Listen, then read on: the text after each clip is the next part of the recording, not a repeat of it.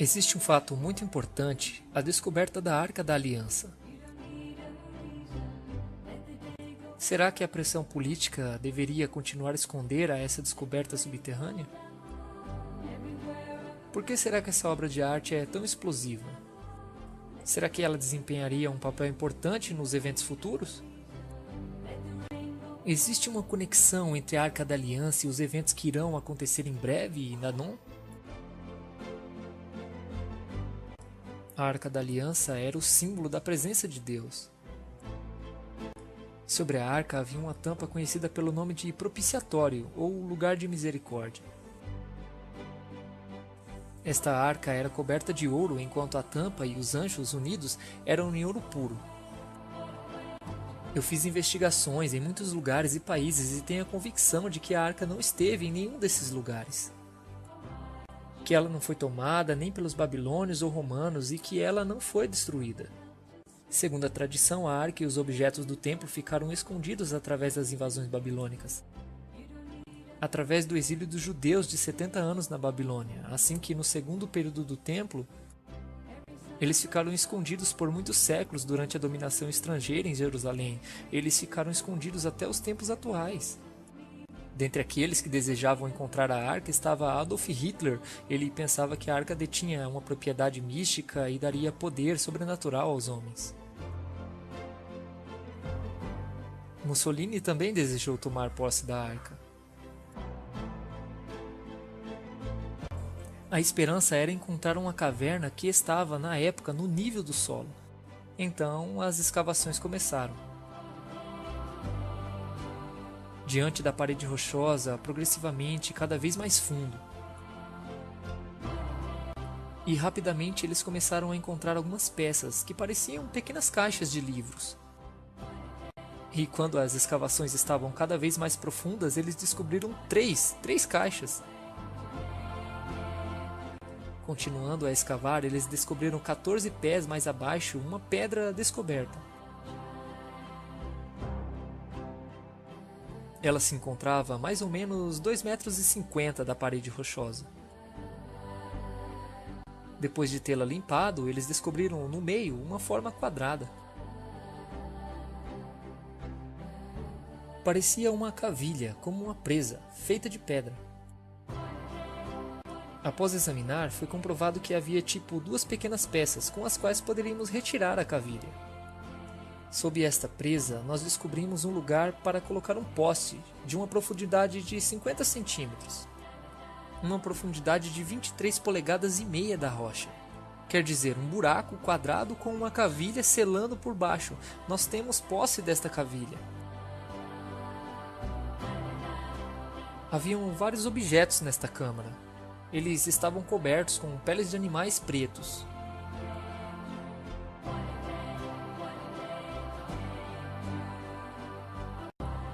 Em cima disso, haviam pedaços de madeira, e sobre a madeira haviam pedras. Ron veio e passou atravessando entre as pedras e o teto, e ele pôde ver uma caixa feita de pedra. Ela tinha uma tampa plana, mas que era dividida em 2 partes exatas. E se descobriu que existia uma fissura no teto. A fissura do teto estava alinhada exatamente com a fissura sobre a tampa da caixa. A fissura descia da rocha, continuava invisivelmente no ar e em seguida recomeçava. Era muito estranho. Esta fissura seguia por 6 metros dentro da rocha.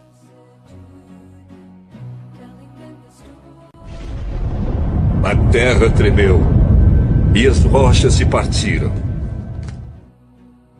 No momento da morte de Jesus Cristo, as rochas se racharam e o seu sangue escorreu saindo do seu corpo. Escorreu por suas pernas, pelos seus pés, escorreu no buraco do poste e na fissura da rocha que foi aberta para o receber, o sangue. E foi diretamente sobre a tampa da caixa de pedra. E isso aspergiu o propiciatório que estava no interior dessa caixa de pedra. O lugar de misericórdia da atual Arca da Aliança. E como sabemos disso, esta fissura foi examinada com cuidado e demonstrou que uma grande quantidade de sangue escorreu ali por dentro. E ainda está lá, e é sangue humano. Esta é a minha pergunta. O Senhor disse que tinha dado o sangue de Nosso Senhor para ser examinado por um laboratório israelense. Quais foram os resultados? Ok, rapidamente.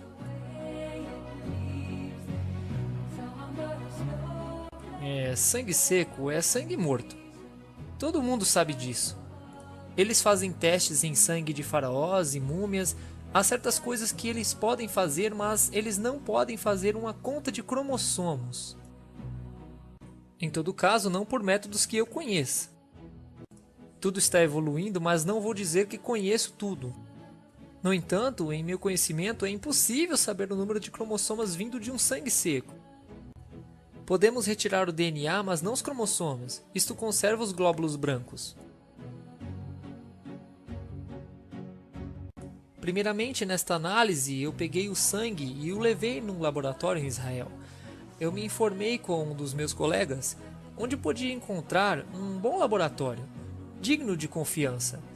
Ele me disse que lá era bom. Então eu disse, ok. Eu disse, peguem este sangue, por favor, analisem e me digam o que vocês poderiam tirar disso.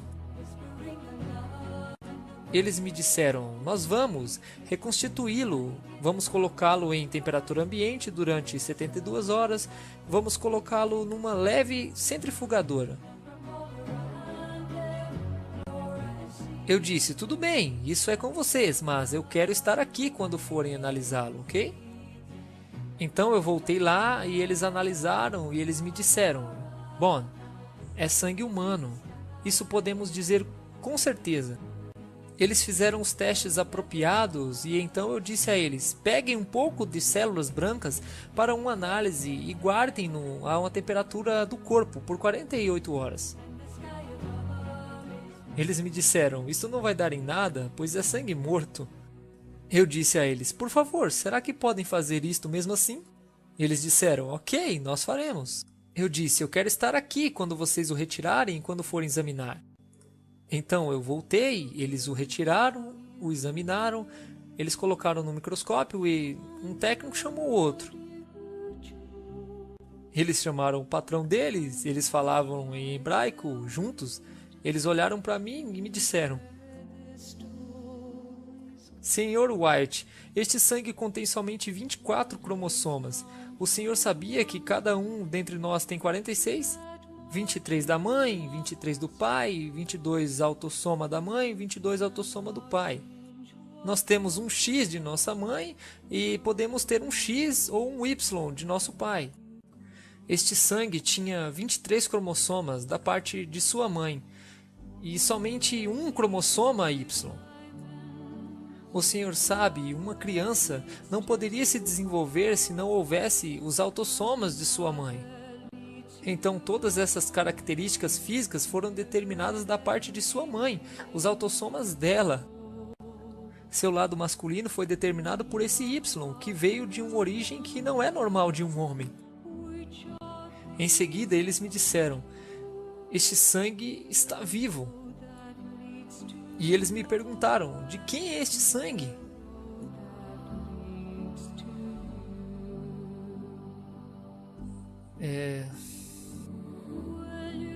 Eu disse a eles, esse sangue é do vosso Messias.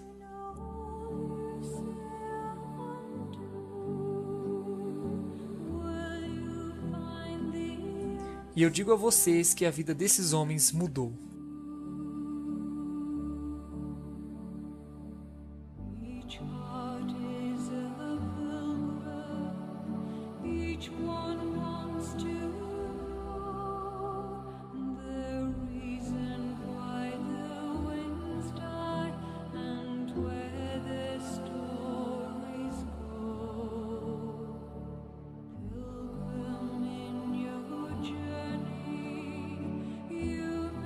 Obrigado por assistir. Deus abençoe. Leviticus 17:14 informs us that the life of all flesh is the blood thereof. Once again, scientists are finding out that the truths of Scripture are far more literal than they ever imagined. Tiny particles have been discovered in blood that are seemingly indestructible. These tiny particles are less than 1/10 of a micron in size, and while they cannot be seen using standard medical microscopes, new methods of microscopy have been developed which makes it possible to see them in their living state. The French scientist Gaston Naessens designed special microscope components that would allow him to see these particles, which he entitled somatids, meaning the body that creates. Through experimentation, Professor Naessens found that these somatids contain genetic material yet to be fully understood by the scientific community. They are polymorphic in nature, growing from stage to stage, and are unaffected by high temperatures, extremely toxic chemicals, or even nuclear radiation. Professor Naessens believes these somatids to be subcellular living and reproducing entities, the precursor of DNA, and that they may be the building blocks of life. About 6 years ago, I learned about these particles as a result of some research that I was conducting, which was totally non-related to archaeology. At that time, I was using a standard medical microscope, and while I could not see these particles, I knew they had to be there. I began to develop my own microscope patterned after the design of Professor Naessens. What you see behind me is that microscope in its latest stage of development. The microscope employs an extremely bright xenon or mercury light source, which can be combined with tungsten light. The light is directed across the microscopic specimen rather than on or through it in what is known as a dark field configuration. The light reflecting off the object is transmitted through the microscope and is magnified over 1,000 times. The image is then captured by a sensitive CCD camera and transmitted to a monitor for viewing at screen magnifications of up to 30,000x.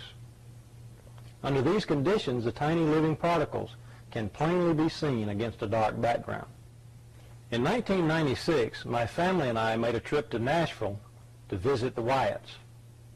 I brought along the microscope, which at that time was somewhat portable in its early stage of development, and set it up in the basement of the Wyatts' house. One evening, Mary Nell Wyatt asked me to take a look at some material from a burial cave to see if these tiny particles were present. Without my knowledge, one of the samples was actually the blood sample that Ron had taken from the Ark of the Covenant dig. The sample was placed under the microscope, and as the specimen began to focus, thousands of tiny particles, somatids if you will, became plainly visible. At that time, Mary Nell, who was standing behind me, began to weep. As I turned around and saw the expression on her face, I realized immediately that the sample we were looking at was actually the sample that Ron had found to be the blood of Christ. Okay, Mary Nell's going to take the sample and mix it with sterile water.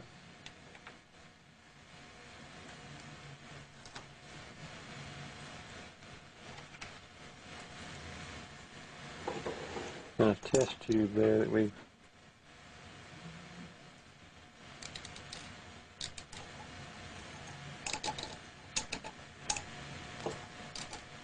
that'll be enough.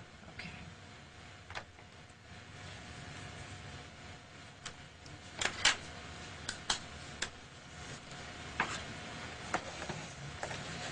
And she's going to take some sterile water and a little bit, just some drops, all we need, Mary Nell.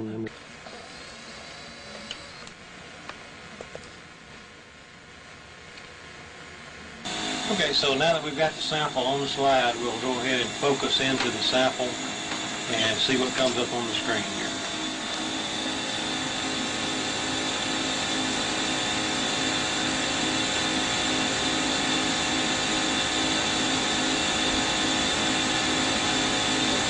And there they are, thousands of living particles, less than 1/4 of a micron in size. The spores are maybe a 1/2 micron, and but most of those little particles you're looking at is 17,000 x magnified on the screen 17,000 times. You know, in the Bible it tells us that the life is in the blood, and there's little living particles that most people are unaware that are there.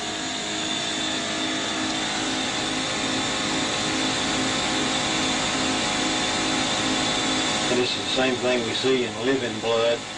The scientist in Canada says that these things never die. The blood may dry up, but these things, he says, they're indestructible, and he says they are the basis of life.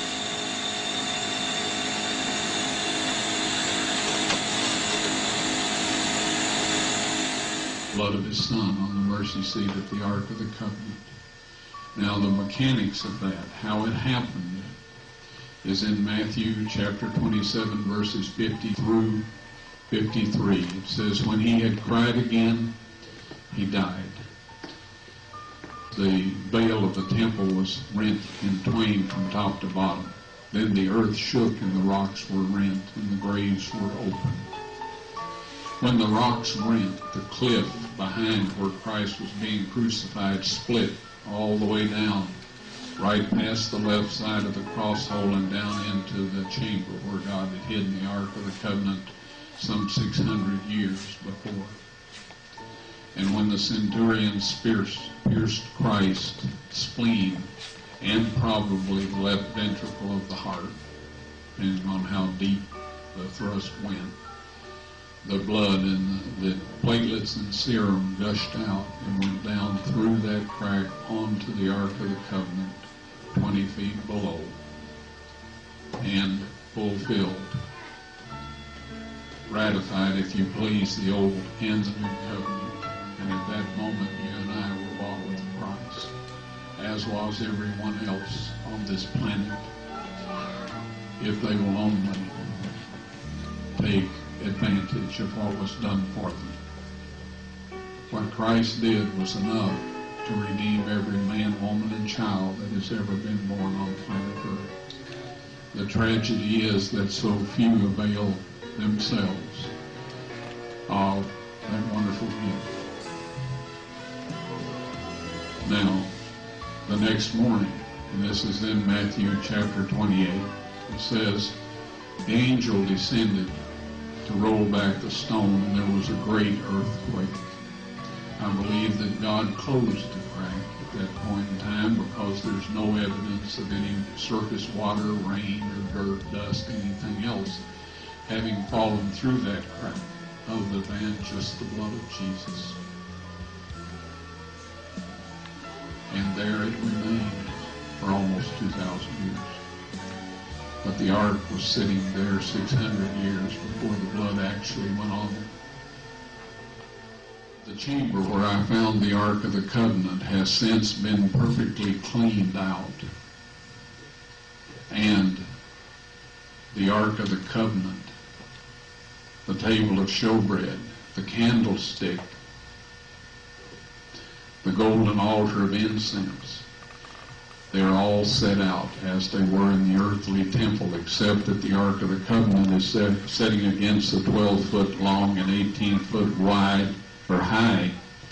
Yes, the tables of stone were found in the Ark of the Covenant. I removed them with the assistance of 4 angels who lifted the mercy seat, which I would estimate weighs about 900 pounds of solid gold. And one of these angels told me to take the tables of stone out of there. He said God wants everyone to see those. And so I took them out, backed up, stood there, frozen in place, and I just can't describe my physical state or mental state or anything else. If I didn't have some physical evidence to prove it happened, I think I had a dream or something. But anyway, they're on a stone ledge right in the same chamber. That's where the angel put them after I handed them to him. I didn't know what to do with them. And I was told that these are to be presented with the blood evidence when the mark of the beast law is passed or enforced. Now, I know everybody wonders about what it is, the mark of the beast. You've heard all kinds of rumors, stories, and all this. I'll tell you quick and simple. If you keep the 10 Commandments that God wrote up on those tables of stone, and about which he says in Psalms 89:34, those of you that are writing down text, you'll want this one. He says, my covenant will I not break, nor alter the thing that has gone out of my lips. He spoke the 10 Commandments from the mountaintop. He wrote them in stone, and he says, nothing will change. Right? If you keep that law, you will receive the seal of God. Soon there will be a set of man-made laws. These man-made laws will require that you break God's 10 Commandments. Christ said of the Pharisees, for it is in vain that they do worship me, teaching for doctrines the commandments of men. If you keep those man-made laws and break God's 10 Commandments, you will receive the mark of the beast. When I get to heaven, I'm going to look around, and I want to see every one of you there. You can make it with God's help. Please, don't let all of that go to waste. Please, take advantage of that wonderful opportunity.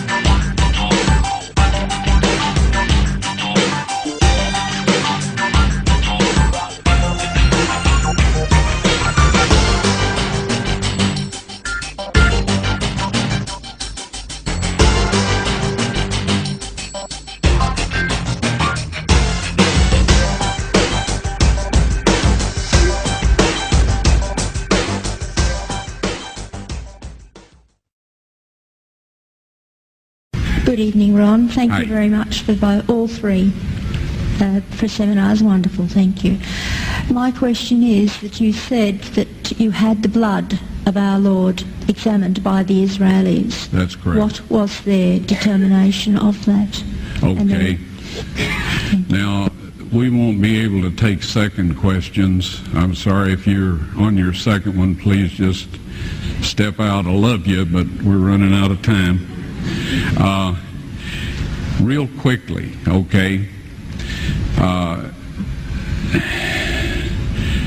dried blood is dead blood. Everybody knows that, all right? They can test the blood of the pharaohs, the mummies of the pharaohs, all right? There's certain things they can do. They cannot get a chromosome count by any method I'm familiar with, all right? Things keep changing. I don't profess to know everything.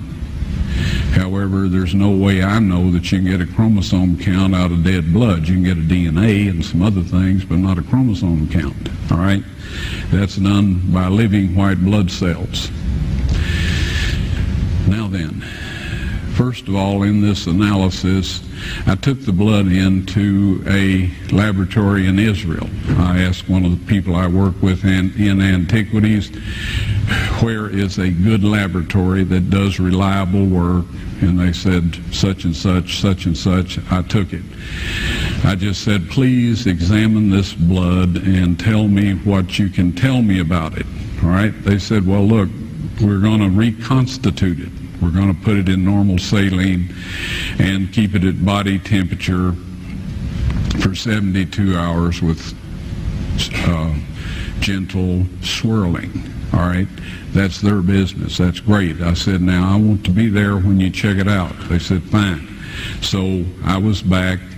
They checked it out. I said, now they said it's human blood. We can tell that. They did whatever tests they need to do.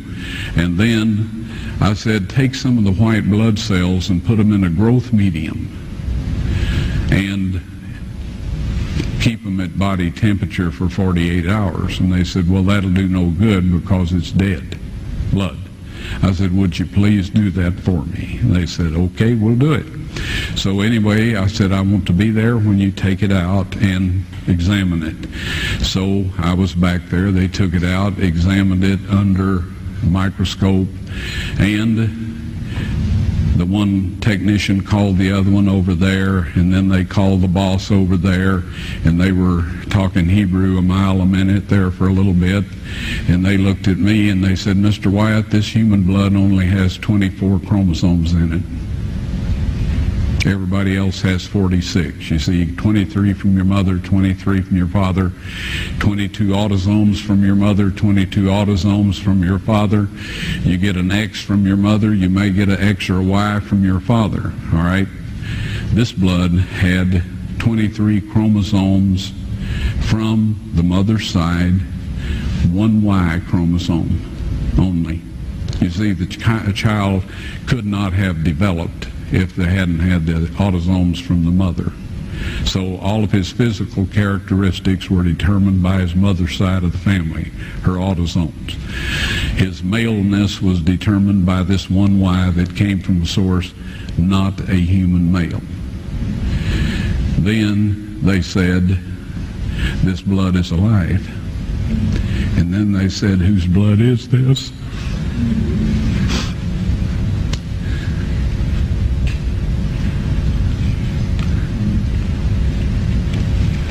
I said, it's the blood of your Messiah.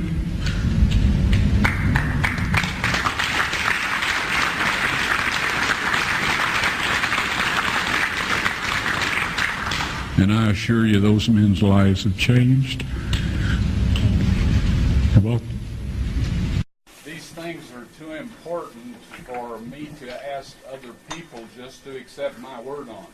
As far as is humanly possible, we like to show everybody everything.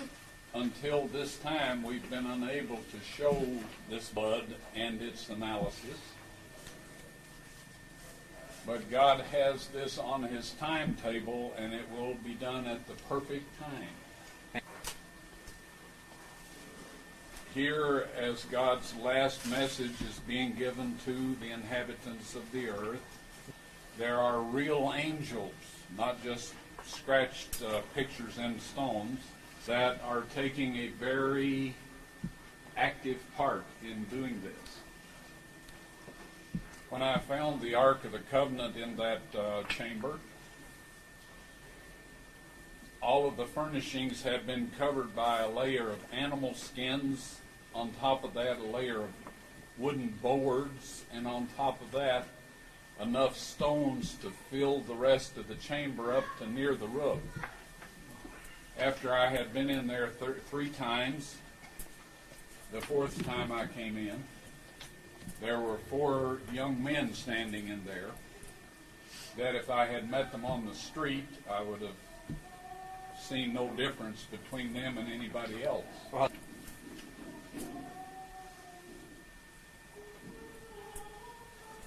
One of them said, we're the angels that have been assigned to the Ark of the Covenant, and we'll tell you what God wants to done with this, and we'll help you do what He wants done with it.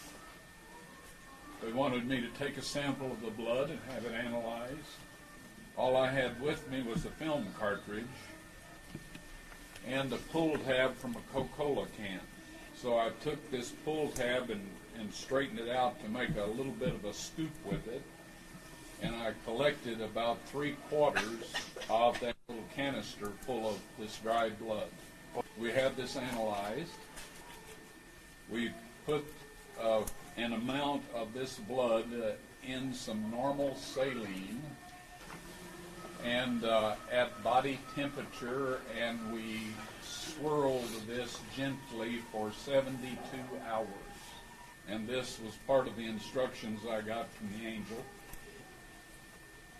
When we put this in a growth medium, for another 72 hours and put it under a microscope. The white blood cells were dividing. We were able to get a chromosome count. There were 24 chromosomes. 23 Christ got from Mary.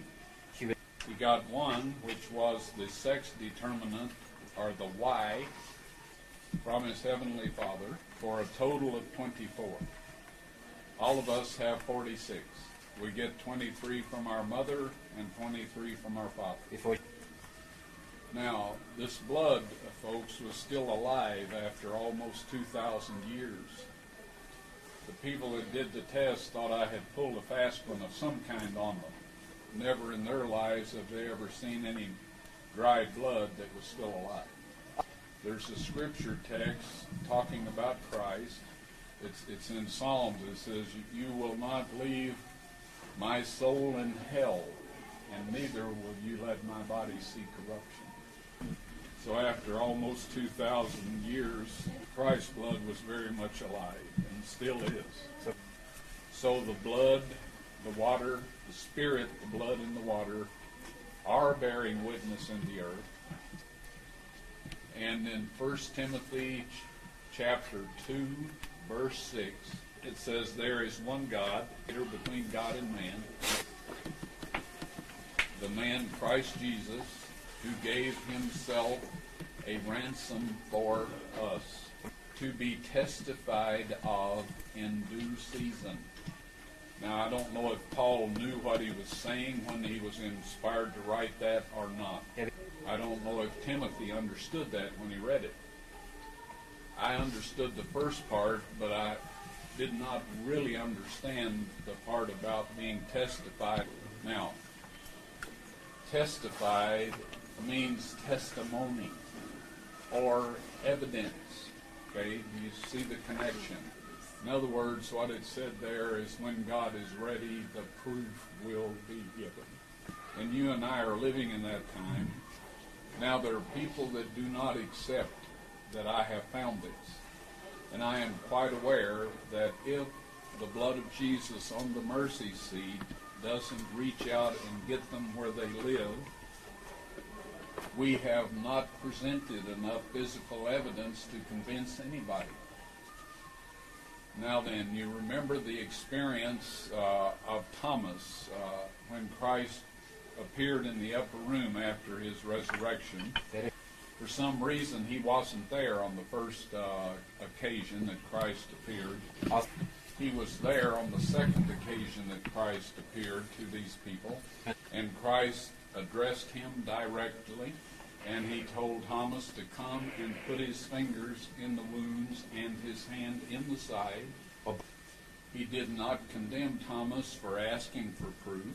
In fact, he said, "Blessed are you because you have seen and you have believed." Because Thomas said, "My Lord and my God." None of that was by accident, folks. There are those of us who needed to hear this story of what Thomas did. Just word of the blood of Jesus on the mercy seat is quite sufficient for some. But God had us do the analysis, and he will have us show all of this on video at the proper time, just like he allowed Thomas to make certain it was him. Christ said of Thomas, "Blessed are you because seeing you have believed.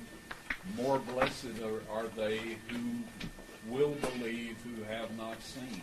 Yep. That, of course, is referring to all of us until we get to actually see the blood of Jesus on the mercy seat. Satan is desperate to steal this wonderful truth from all of us.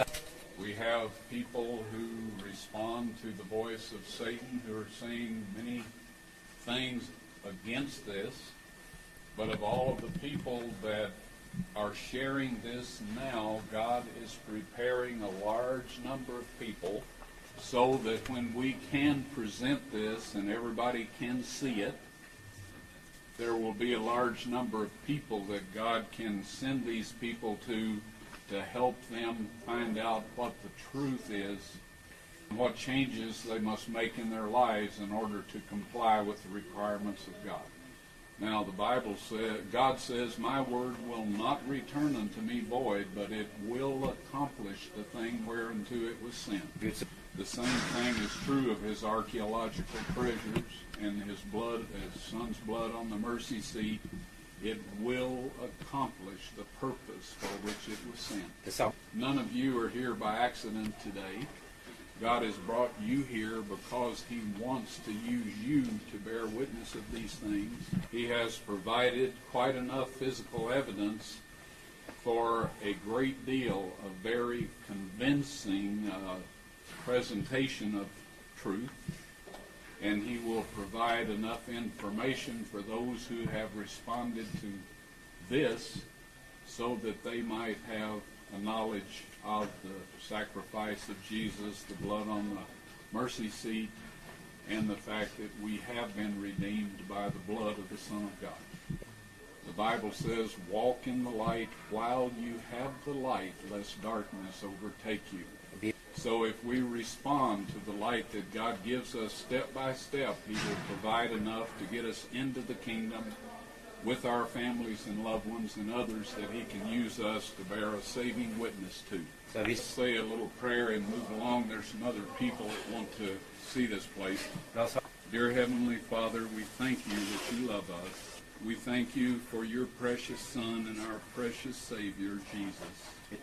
We desire more than our next breath or heartbeat to have you come into our lives and to accomplish your will and purpose in and through us. Please help us to learn, remember, and share with others in a humble, caring manner everything that you want us to know and be able to share.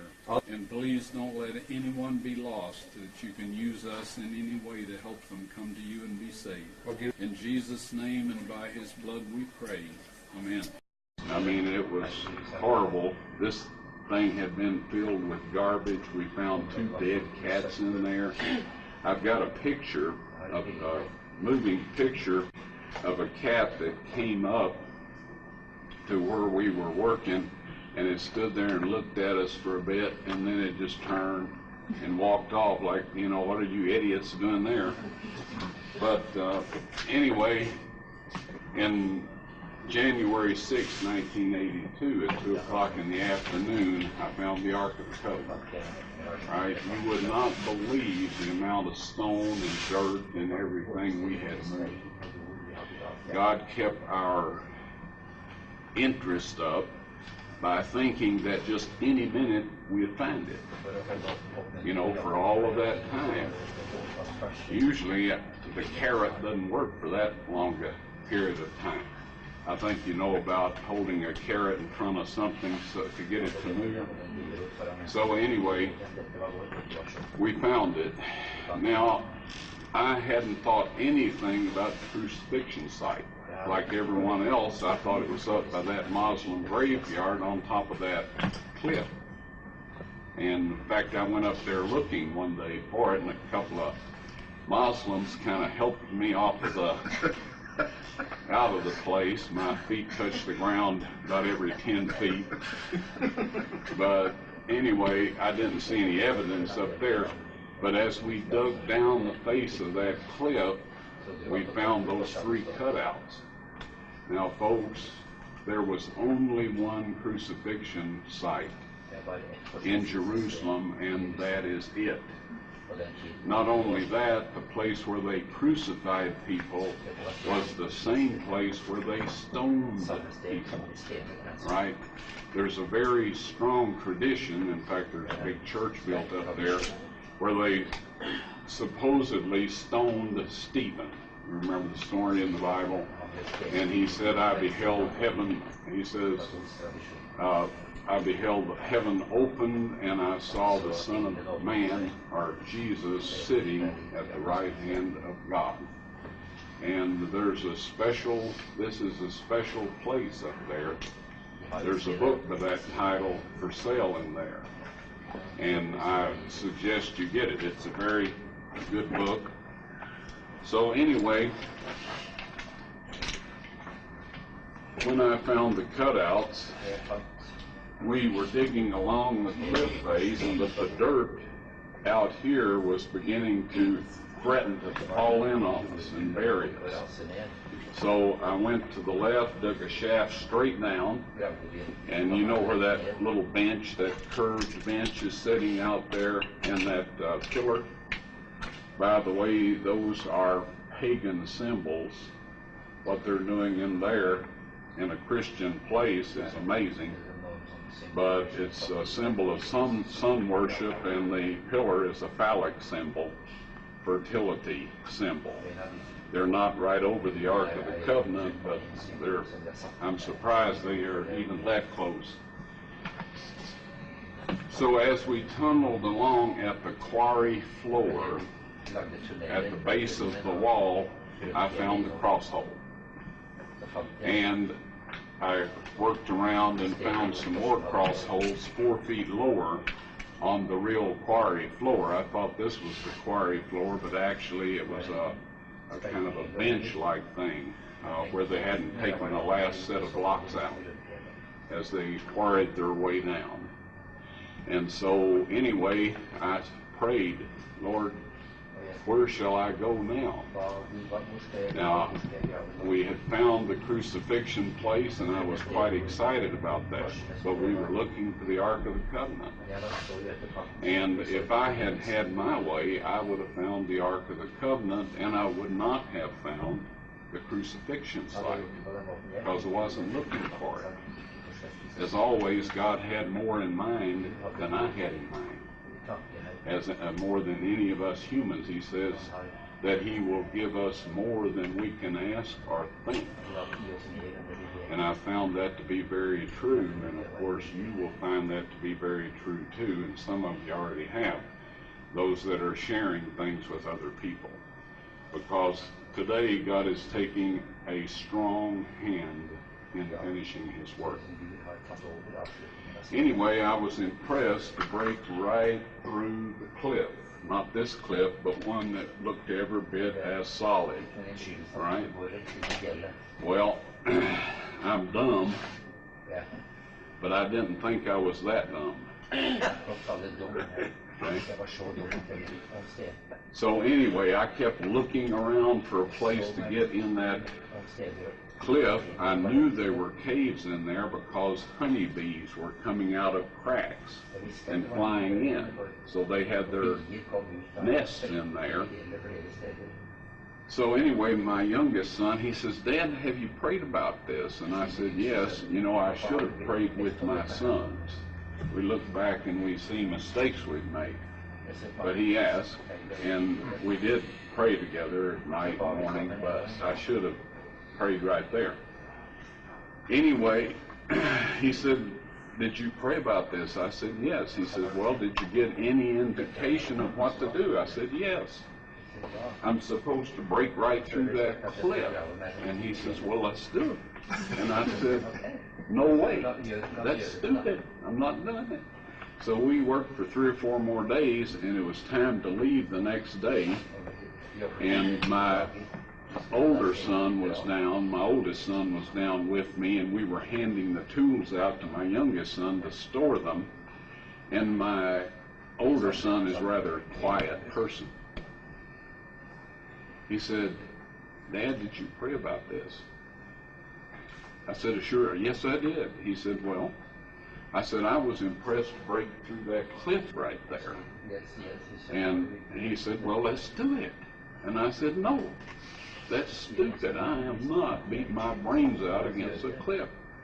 He says, well, Dad, pardon my saying so, but I've seen you do stupider things than that.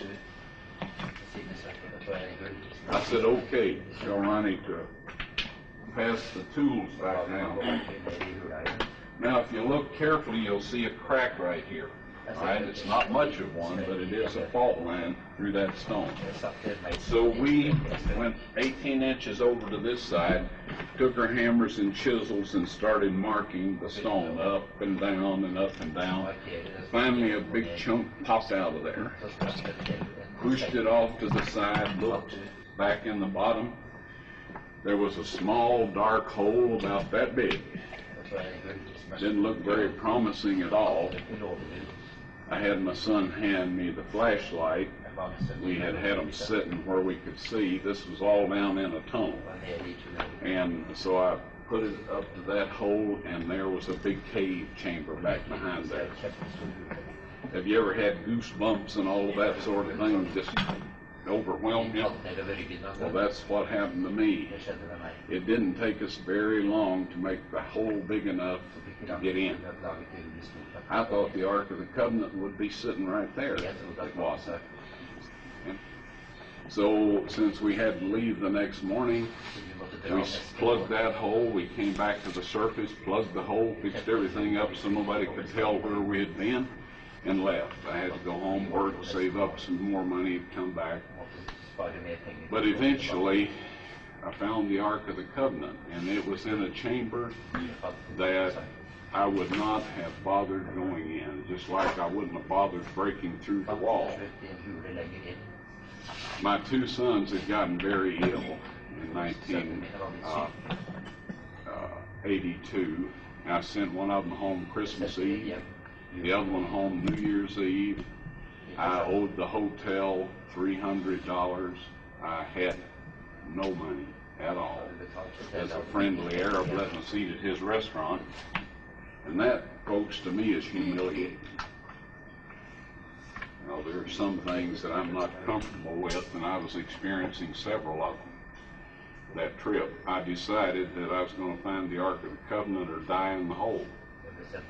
This may sound a little melodramatic, but I was humiliated. I couldn't pay my bill at the hotel. I'd rather be dead than in a situation like that.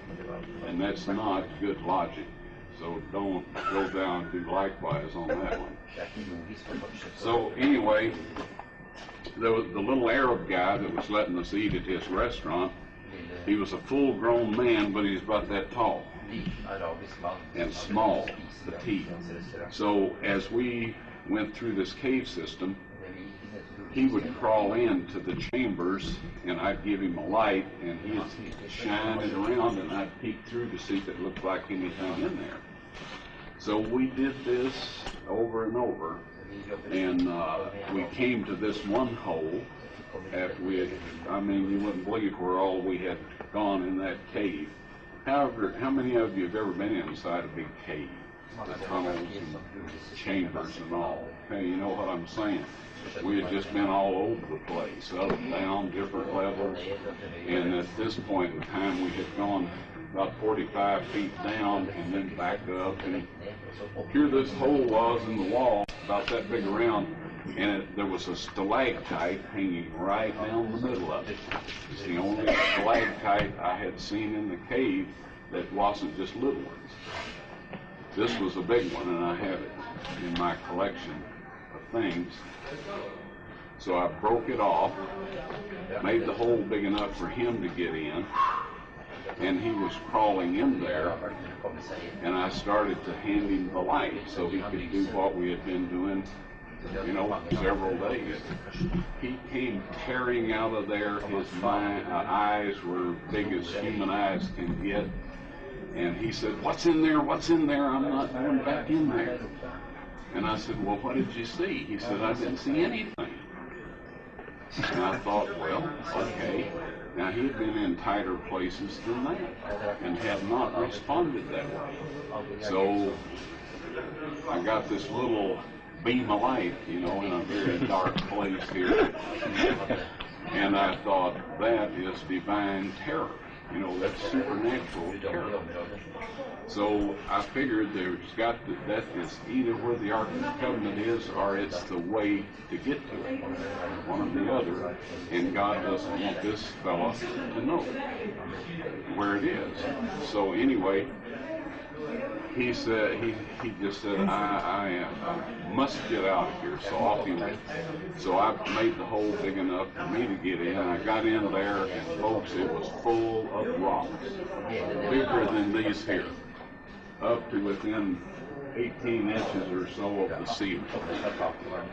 If this young man hadn't been terrorized and come scooting out of there like he did, I would not have gone in that place. Who needs rocks? You'd be moving thousands of them for 3 years.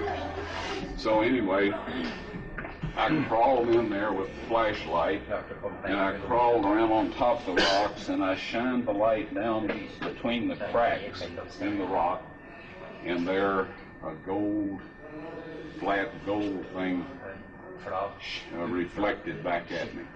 So I moved over and shined down to another. There was 2 reflections, one here, one there, and one over here. So I knew it was a flat gold top. And I thought, the Ark of the Covenant. I forgot about the cherubims, you know, sitting on top. They'd have been poking up through if that was the top of the mercy seat. But anyway, I started moving these rocks, and I stuck them everywhere I could. By the time I got down to that gold surface, I had them behind my shoulders, leaning back against them, and it was the table of showbread.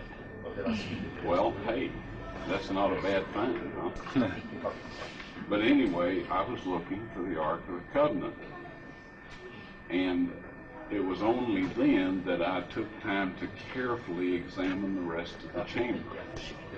See, I had just crawled in, took a quick look, and started checking down under the rocks. So as I moved the flashlight along the wall, I saw a stone box sitting against the wall about this low, this much space between it and the ceiling.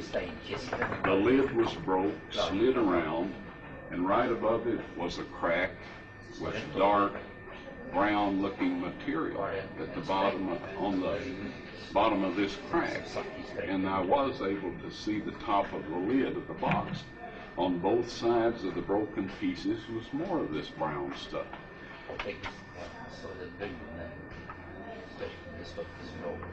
All of a sudden I realized I was sitting in front of the Ark of the Covenant, and that Christ's blood had come down on it.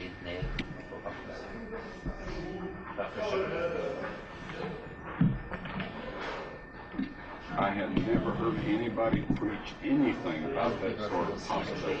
Never. And it was too much for me. When I regained consciousness and looked at my watch, again, 45 minutes had passed from the time I crawled in the chamber. Because I figured I'd find the Ark of the Covenant in there, I wanted to know what time it was. So anyway, it was 2 o'clock when I entered the chamber. And after I regained consciousness, it was 2:45. I couldn't see down in there, but I knew what it was. Later, Ron Wyatt would confirm that this was the Ark of the Covenant, and that the blood on the mercy seat was from someone who had only one human parent. There were no paternal chromosomes except for one Y chromosome. Jesus was God's only begotten Son, just as he said he was.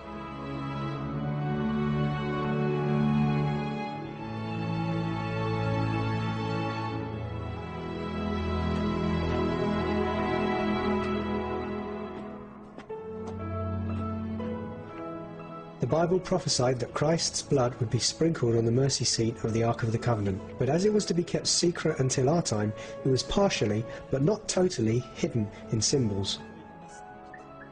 Matthew recorded an earthquake at the cross, which formed a crack in the ground below it.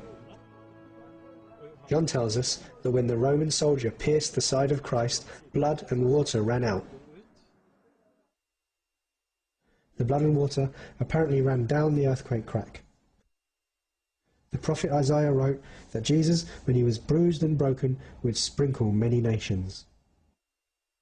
Jesus himself said, when he initiated the communion service, that he would enter into a covenant with all people through his blood, the blood of the covenant. The blood would confirm this covenant.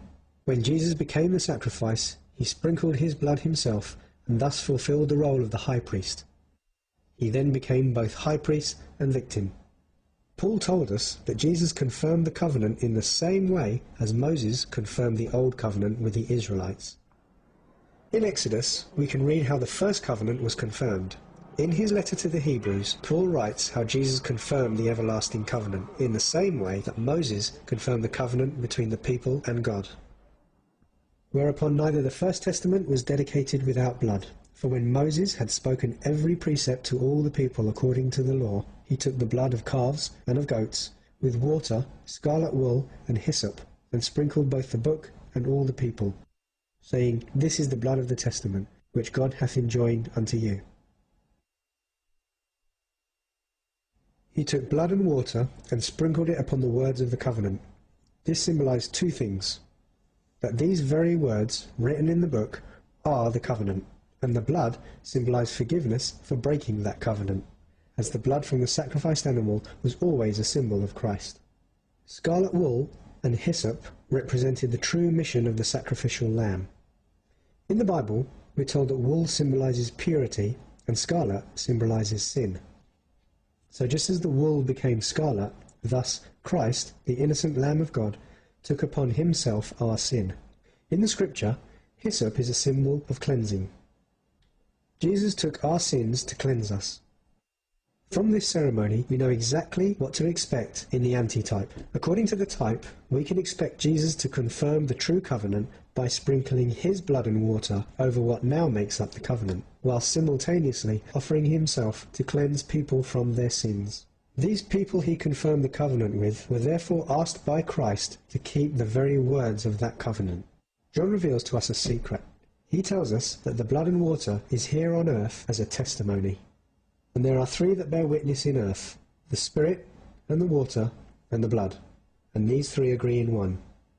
If we receive the witness of men, the witness of God is greater. For this is the witness of God, which he hath testified of his Son. The prophet Isaiah is connecting Jesus' death on the cross to a time where he will sprinkle many nations.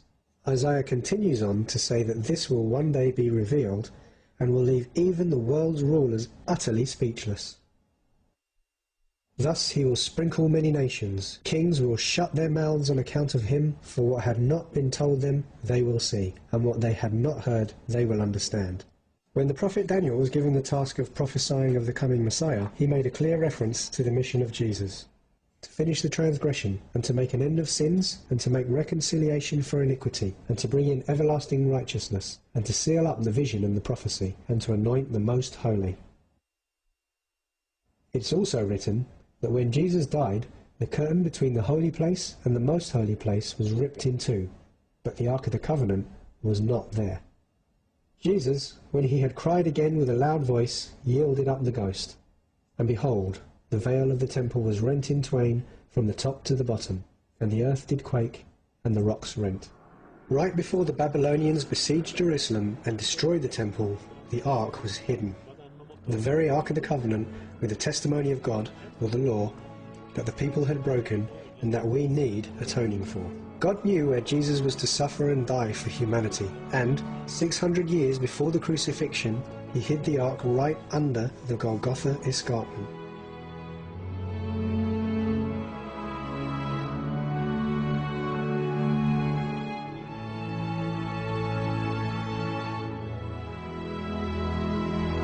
Jesus morreu mesmo numa cruz? A cruz, diz certa enciclopédia, é o mais conhecido símbolo do cristianismo. Muitas pinturas religiosas e obras de arte mostram Jesus pregado numa cruz. Por que esse símbolo é tão difundido na cristandade? Jesus morreu mesmo numa cruz? Muitos diriam que sim e usariam a Bíblia para provar isso.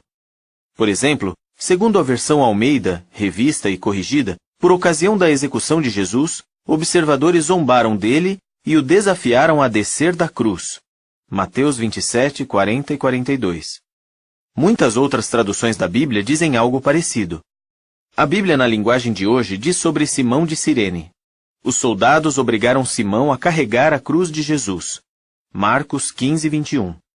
Nesses versículos, a palavra cruz é a tradução da palavra grega stauros. Existe base sólida para essa tradução? Qual o significado original dessa palavra? O que é uma cruz?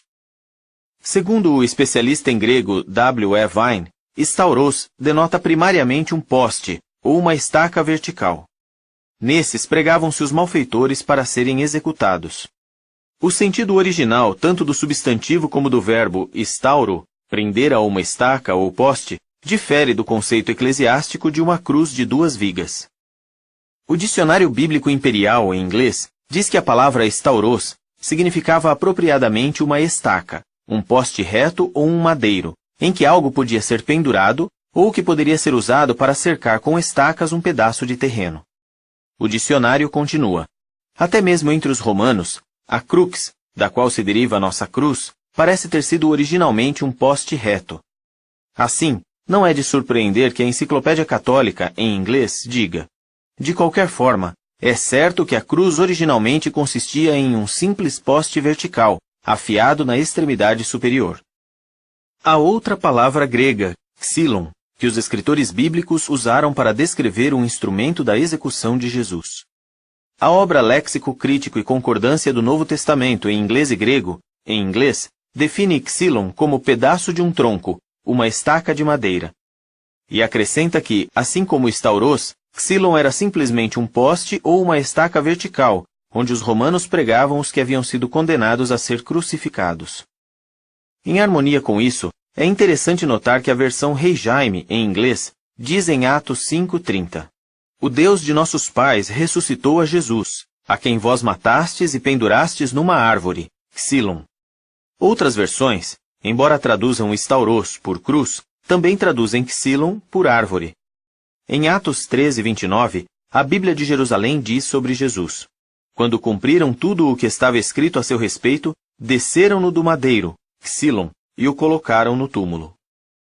Em vista do significado básico das palavras gregas estauros e xilon, o Léxico Crítico e Concordância, já citado, observa: as duas palavras não combinam com o conceito atual de cruz, com a qual nós nos familiarizamos por meio de gravuras. Em outras palavras, o que os escritores dos evangelhos descreveram usando a palavra estauros não era nada parecido com o que as pessoas chamam hoje de cruz. Portanto, é apropriado que a tradução do Novo Mundo das Escrituras Sagradas use a expressão estaca de tortura em Mateus 27:40-42 e em outros lugares onde aparece a palavra estauros. De modo similar, a Complete Jewish Bible usa a expressão estaca de execução. A origem da cruz. Se a Bíblia realmente não diz que Jesus foi executado numa cruz, então por que todas as igrejas, católicas, protestantes e ortodoxas, que afirmam ensinar e seguir a Bíblia, adornam seus edifícios com a cruz e a usam como símbolo de sua fé? Como a cruz se tornou um símbolo tão popular? A resposta é que a cruz não é venerada apenas por membros de religiões que afirmam seguir a Bíblia, mas ela também já era venerada por pessoas cuja adoração é de muito antes do surgimento das religiões cristãs. Várias obras de referência sobre religião reconhecem que cruzes de vários modelos e formatos já eram usadas muito antes de Cristo. Por exemplo, antigos hieróglifos e pinturas de deuses e deusas egípcios muitas vezes mostram uma cruz em forma de T com um círculo na parte de cima. É chamada de cruz ansada, ou em forma de alça, e acredita-se que seja um símbolo da vida. Com o tempo, esse formato de cruz foi adotado e usado extensivamente pela Igreja Cóptica e outras. De acordo com a Enciclopédia Católica, o formato primitivo da cruz parece ter sido o da chamada cruz gamada, crux gamata, mais conhecida pelos orientalistas e estudantes da arqueologia pré-histórica por suástica, seu nome sânscrito. Esse sinal era amplamente usado entre os hindus na Índia e os budistas em toda a Ásia, e ainda é visto em decorações e ornamentos nessas regiões. Não se sabe exatamente quando a cruz foi adotada como símbolo cristão. O Dicionário Expositivo de Palavras do Novo Testamento de Vine, em inglês, diz: por volta de meados do 3º século Anno Domini, as igrejas ou se haviam apartado de certas doutrinas da fé cristã, ou as tinham distorcido.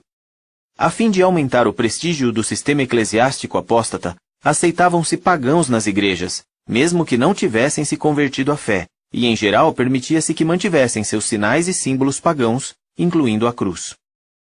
Já alguns escritores apontam para a alegação de Constantino, adorador do deus Sol, de que em 312 era comum, quando estava numa de suas campanhas militares, teve uma visão de uma cruz sobreposta ao Sol com um lema em latim, in hoc signo vinces, com este sinal vencerás. Algum tempo depois, um sinal cristão foi colocado nas bandeiras, escudos e armaduras de seu exército.